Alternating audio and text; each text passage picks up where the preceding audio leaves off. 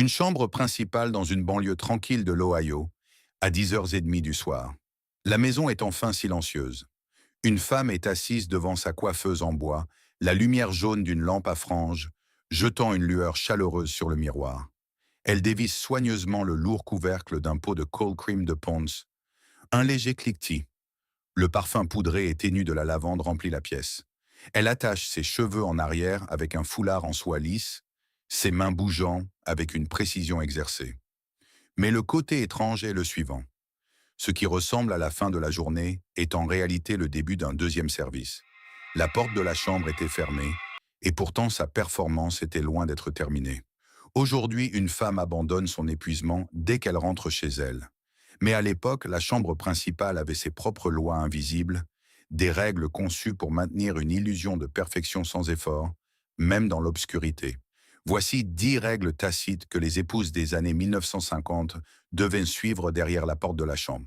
Maintenant, avant de plonger dans le vif du sujet, appuyez sur ce bouton d'abonnement. Vous ne voudrez pas manquer ce qui va suivre. Quand nous pensons à la ménagère des années 1950, nous imaginons les perles, les rôtis au four et les salons immaculés. Mais que se passait-il quand les invités partaient et que la porte d'entrée était verrouillée? La vérité, c'est que les attentes ne s'arrêtaient pas au seuil de la chambre.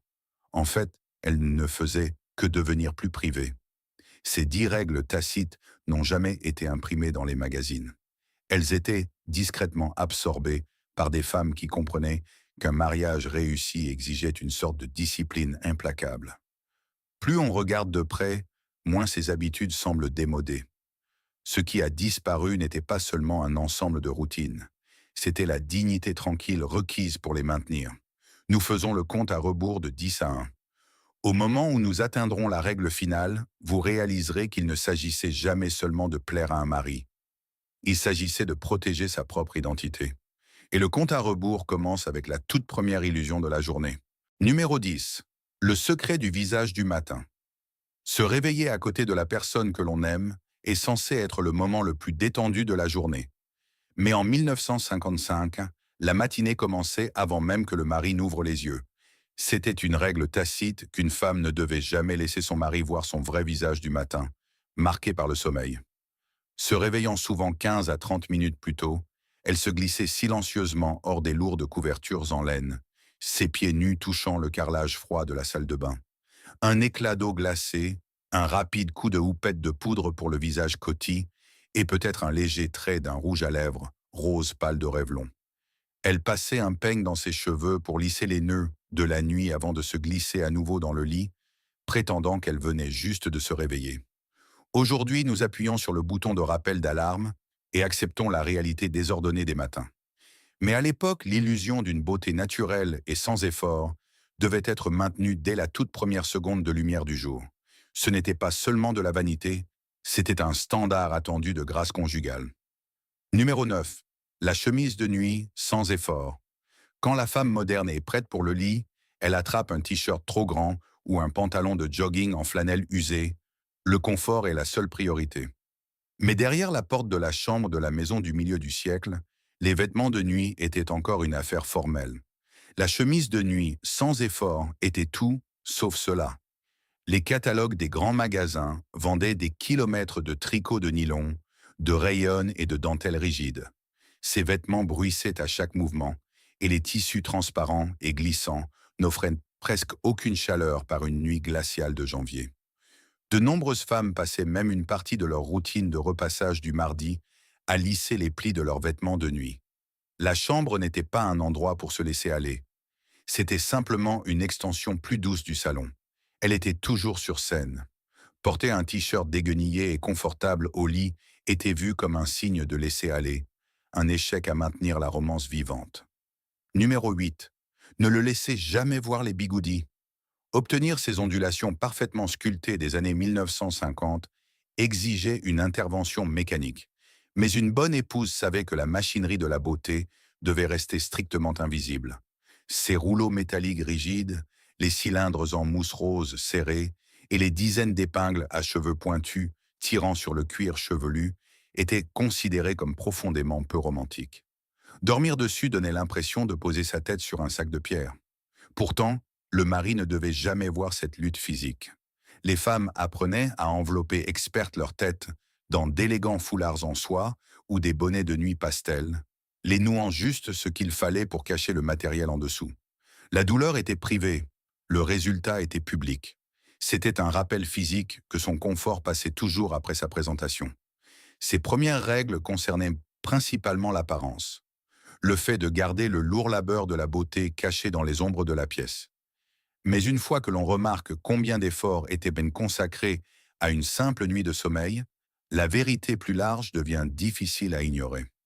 À mesure que la porte de la chambre se fermait plus étroitement, les lois tacites passaient de ce qu'elle portait à ce qu'elle était autorisée à ressentir. Et pour comprendre ce changement, nous devons nous éloigner du miroir de la coiffeuse et ouvrir le seul endroit qu'elle essayait de garder complètement invisible. Numéro 7. L'armoire à pharmacie invisible.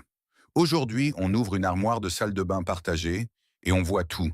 Des dizaines de sérums éclatants, des boîtes de tampons aux couleurs vives et des vitamines quotidiennes posées ouvertement sur les étagères. Mais dans les années 1950, la réalité corporelle d'une épouse était pratiquement invisible. La règle tacite dictait que la salle de bain devait refléter une propreté immaculée, pas la biologie. Ces articles personnels, qu'il s'agisse d'une boîte de ceinture hygiénique, Kotex maladroitement emballé dans du papier brun ordinaire par le commis de la pharmacie, ou d'un petit flacon de Midol, étaient poussés tout au fond. Ils étaient soigneusement cachés derrière les imposantes bombes de crème à raser Barbasol et les lourds flacons en verre de son Old Spice. Le froissement de ce papier brun était étouffé.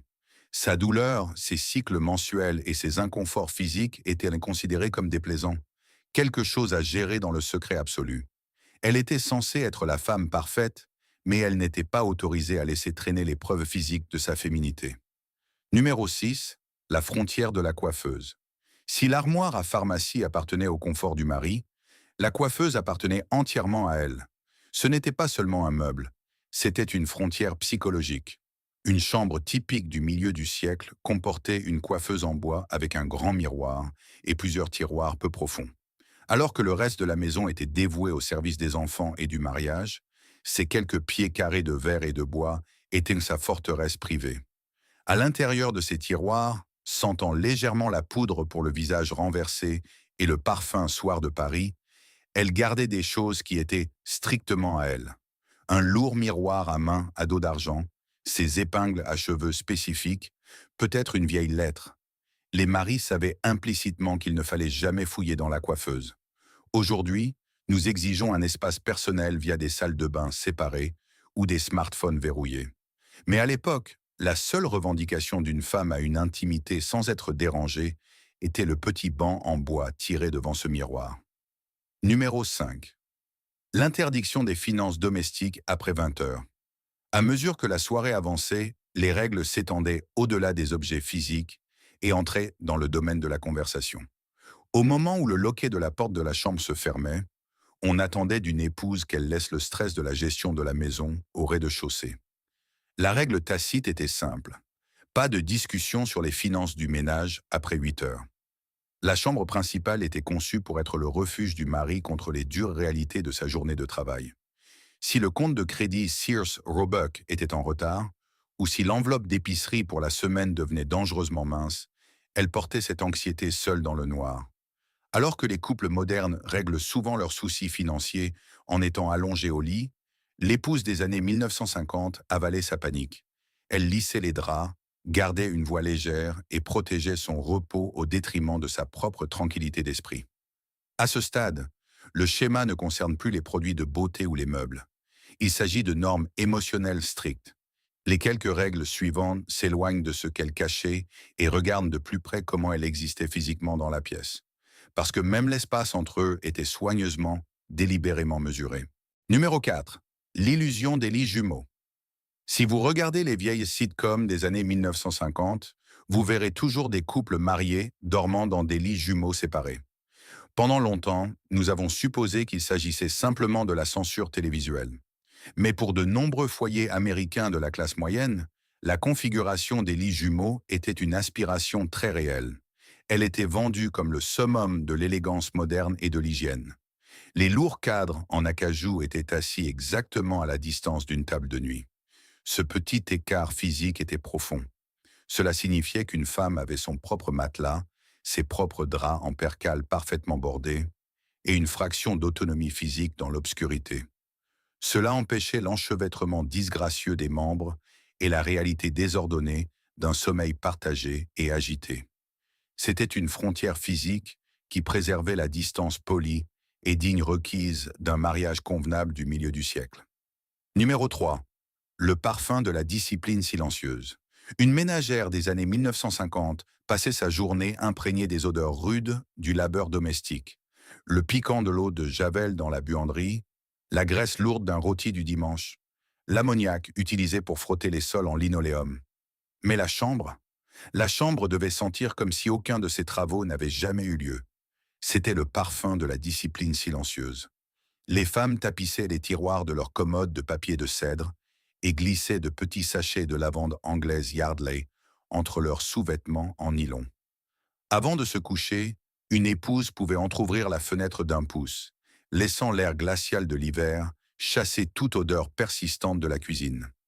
La pièce était son sanctuaire, et son labeur épuisant et invisible était entièrement effacé par l'odeur douce et poudrée de l'eau de rose et du coton propre. Numéro 2. La posture qui ne se relâchait jamais. Aujourd'hui, dès que nous touchons le matelas, nous nous étalons. Nous lançons nos membres, nous abandonnant entièrement à la gravité. Mais pour l'épouse des années 1950, le lit n'était pas un endroit pour simplement s'effondrer. Même lorsqu'elle était assise pour lire un numéro de McCall's ou du magazine Life avant d'éteindre la lampe à franges, sa posture restait strictement contrôlée. Elle était assise appuyée contre la tête de lit, ses jambes gracieusement jointes sous les couvertures, son dos droit. Les gaines élastiques lourdes et restrictives de l'époque avaient peut-être été enlevées et drapées sur une chaise.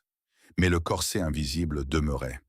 On lui avait appris depuis l'enfance qu'une dame ne s'avachit jamais, pas même dans l'intimité de sa propre chambre.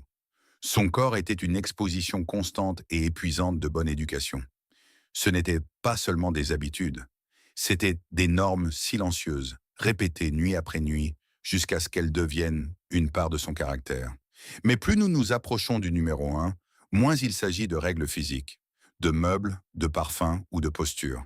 L'attente finale était la plus lourde de toutes, car elle lui demandait de gérer la seule chose qu'elle ne pouvait pas facilement enlever à la fin de la journée. Et maintenant, nous atteignons la règle qui explique toutes les autres. L'attente finale n'a jamais été seulement une question de meubles, de vêtements ou de cold cream. Il s'agissait de ce qui se passait à l'intérieur de son esprit. Numéro 1. Le fardeau du dernier sourire. À 11 heures du soir, la ménagère américaine des années 1950 avait accompli un quart de travail physique qui épuiserait n'importe quel travailleur moderne. La lourde vaisselle en céramique avait été lavée et séchée à la main. Les vêtements d'école des enfants avaient été pressés avec un lourd fer électrique, Proctor en acier. Les coussins du salon étaient parfaitement bombés, les cendriers vidés. Mais alors qu'elle tournait enfin le bouton de porte en laiton de la chambre principale et entrait, elle était tenue de laisser chaque once de cet épuisement dans le couloir. Aujourd'hui, un mariage sain est construit sur l'idée de libération émotionnelle. Nous rentrons à la maison, nous posons nos sacs, et nous nous plaignons à nos partenaires de la dureté de notre journée. Nous appelons cela la communication. Mais en 1956, une épouse exprimant ses frustrations quotidiennes était perçue comme un échec de la grâce domestique.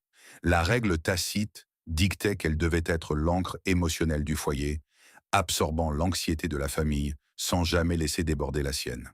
Quand son mari lui demandait comment s'était passée sa journée, elle ne mentionnait pas le calme écrasant de la maison de banlieue. Elle ne mentionnait pas la brûlure sur son poignet causée par la grille du four, ni le fait qu'elle ne s'était pas assise pour se reposer depuis 6 heures du matin. Au lieu de cela, elle prenait une inspiration lente et profonde devant le miroir de la coiffeuse. Elle essuyait les dernières traces de son maquillage, se tournait vers le lit et offrait un sourire doux et serein. Quelque part, une jeune fille se tenait souvent dans le couloir sombre, regardant par l'entrebâillement de la porte de la chambre. Elle regardait sa mère lisser ses cheveux. Elle regardait cette inspiration profonde et silencieuse avant que le sourire n'apparaisse. Et sans qu'un seul mot ne soit prononcé, la leçon était transmise.